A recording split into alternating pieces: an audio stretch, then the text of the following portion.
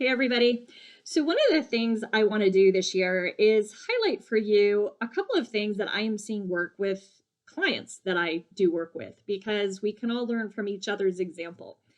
And in particular, governance committees. I am a huge fan of governance committees for anyone who's taken one of my workshops. And one of the reasons why is because I think when we don't pay attention to a relationship or a part of our business, our life, it's amazing how it just sort of functions, but maybe not performs as well as we'd like it to. And I think that's very typical of nonprofit boards, right? They get into a groove, a pattern, a way of doing things. And sometimes they need to freshen it up, give it a little kick in the pants, give it a little boost, and take a look at what they could do differently to perhaps strengthen the overall governing body of their organization and make for a better experience for those who are individual board members.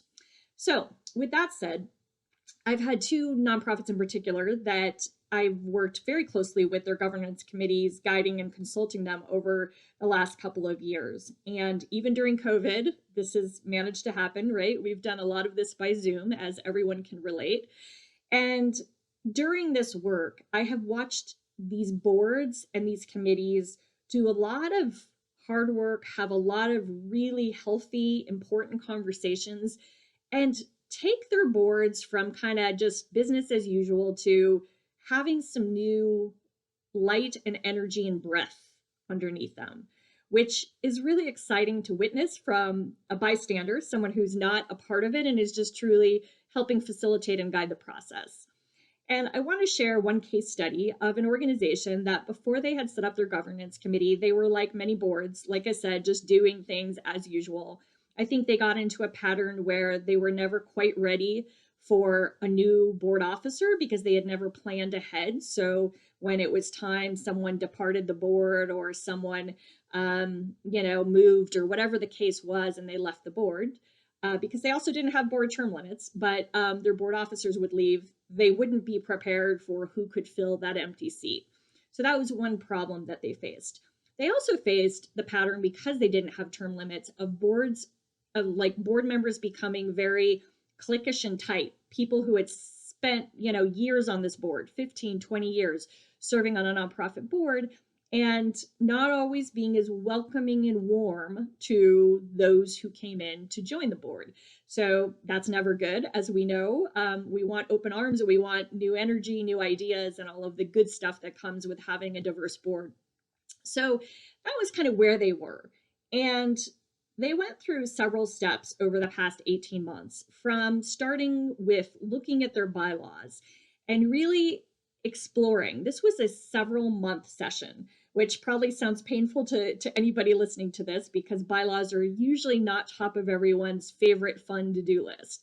But they had some really good discussions and debates about whether they wanted to implement term limits, what those term limits might be, what type of detail did they want in their bylaws, or did they want to keep their bylaws a little more general so they could support those bylaws with some other documents, perhaps policies or different processes they use for the different parts of board governance, instead of outlining it so that you end up having like bylaws that are 30 pages long and no one can find what they need. So they went through a lot of healthy discussion and ultimately shifted their bylaws and got this approved by the board. It was a process, to establish term limits and to establish officer term limits. So board term limits, officer term limits, and to really position the organization so that there would be an influx of new energy.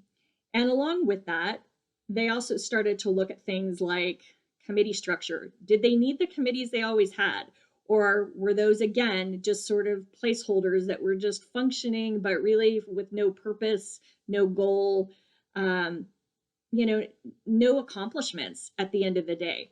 And so they took a look at that and decided to eliminate some committees, as well as shift the charter and the role and purpose of those committees. So those are just a couple of examples of the discussions that governance committee had and that presented to the board. And the board ultimately ended up approving the direction. What was even better is it brought the board's kind of focus into some of these issues that we don't talk enough about with boards, like what's working with our board, what would we like to see changed, is there something that we think we need more of or less of with the work we're doing with our board? So some really healthy dialogue, which also then led to this ripple effect of the board becoming more active and engaged. So after the bylaws got completed and some of that committee structure got, redone and finalized in its new format, the committee then started to really think about succession planning, knowing it didn't want to be caught like it had in the past, where a term was up and they had to figure out who the next board chair was going to be in just a few weeks. So now they have a process where 6 months, they know because of their tracking, and they're tracking and keeping track of when the terms are going to be up and when the officer terms are up. They're able to track and see that 6 months from now, this board chair is no longer going to be able to be board chair because they've, maxed out their term for that position. And so now they have enough time to plan and think through strategically who is the next best fit to be that board chair, that next board chair, to take the organization to the next level. And this level of thought and attention is just has been incredible and made such a difference. Instead of them being in hyper reactive mode, they're now actually proactive and they're thinking ahead. And some would argue they should start that process even sooner than 6 months, but at least they decided that you got to make baby steps, right? So they decided to go from kind of super reactive to at least 6 months out. We're going to start then the recruitment process to figure out who our next board chair is. And it's not going to just be an automatic succession. Just because someone's a vice chair doesn't mean they automatically move into that seat. We need to look at a lot of different pieces of the puzzle for our organization to figure out who the next best leader is. That was a big pill for some board members to swallow, right? Because it had always been just that automatic succession process. For this particular organization, they had reasons why they chose not to do that. Again, though, this is all part of a discussion, dialogue, vetting process, thinking through things process before boards can truly make the decision that suits their organization at its stage of development, its life cycle organizationally.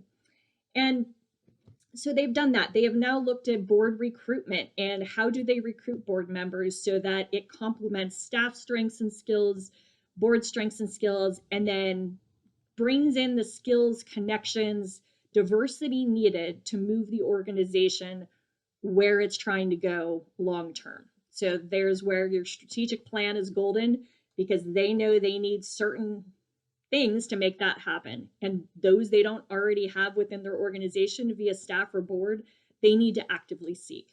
So everything has become more strategic, more generative conversations about, if we did this different, what could it look like, right? That what if, that possibility, coming from a place of possibility and abundance. And they're now in the process of now moving on to orientation and how do they properly orient new board members so that those new board members feel welcomed, that nobody feels like they're entering a huge clique, that everybody feels educated on not only what it means to be a good board member, but what it means to be a good board member for this organization. That looks different for every organization. There are some commonalities, but there are huge differences as well. Again, based on a lot of factors, including leadership, including life cycle of the organization, just to name a couple. So that is my case study, and I hope it helps as you think through how you can transform your board. It takes time. This organization is not there yet. It's a slow process getting change implemented and instilled and changing the culture of a board, but they are moving in that direction. It's been really exciting to watch just how more eager and proud they are to be board members of this amazing organization that they're helping create through their hard work. So I wish you well on your journey. Here's to governance committees.